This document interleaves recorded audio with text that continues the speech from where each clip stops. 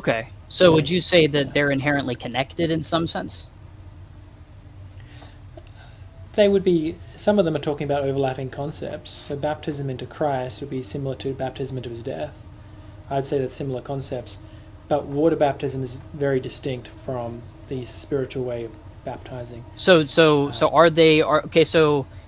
are they truly separated in a sense of like one baptism and the other baptism, or are they inherently connected? Like you said, you wouldn't Oh, separate there are them. different times. Oh, there are different times. So I think if somebody becomes a Christian, that's when they put their trust in Jesus, and Right. then they might get baptized like a week later or 6 months later or something like Yeah. that.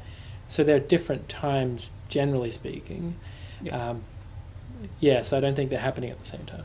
Okay. Cool.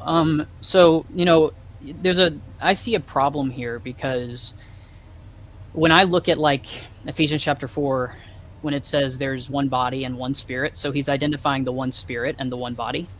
And he says, even it's all called one hope of your calling, one Lord, one faith, one baptism, right? One God and Father of all. So what I see here is Paul's saying we have one spirit, one body, we have one Mm-hmm. faith and one baptism, right? It seems as though he's listing out these things as different, as distinct things, if you see what I mean. Like he's saying one spirit I here, get what then you're he's saying saying. one faith, then he's saying one baptism. Like they're separate, but they're all one. Like there's one thing here. You know what I mean? Yeah, yeah, but what baptism, what sense there? Is that referring to water baptism there? And some commentators will say that's referring to water baptism. Other commentators will say this is not at all about water baptism. The one baptism he's talking about is the one immersion into the one body of.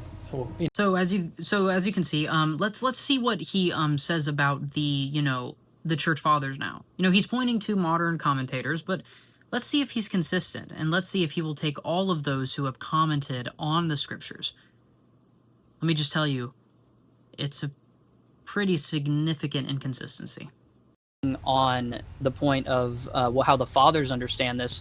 But we have Titus 3:5. He says we are saved not by our works, but God's mercy, by the washing of regeneration.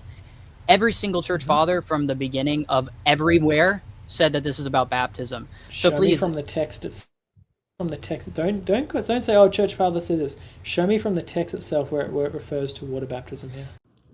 as we can see, in one breath he says, the commentators say. In the other breath he says, get rid of the church fathers. It really is funny how evangelicals can go from let me trust the words of men by saying and condemning the words of men that are actually reliable and are from the apostles almost directly. It truly is amazing how contradictory they can be and how inconsistent they are. Let's hope and pray for negod.net. This was from a live debate if you want to go watch it. I think I did decent. He uses argument from silence and exclusion where there is none.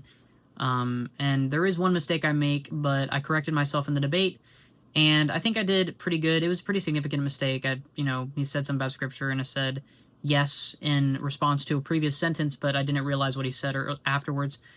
But yeah, I think it's decent debate. Go and watch it. And yeah, thank you guys so much. God bless.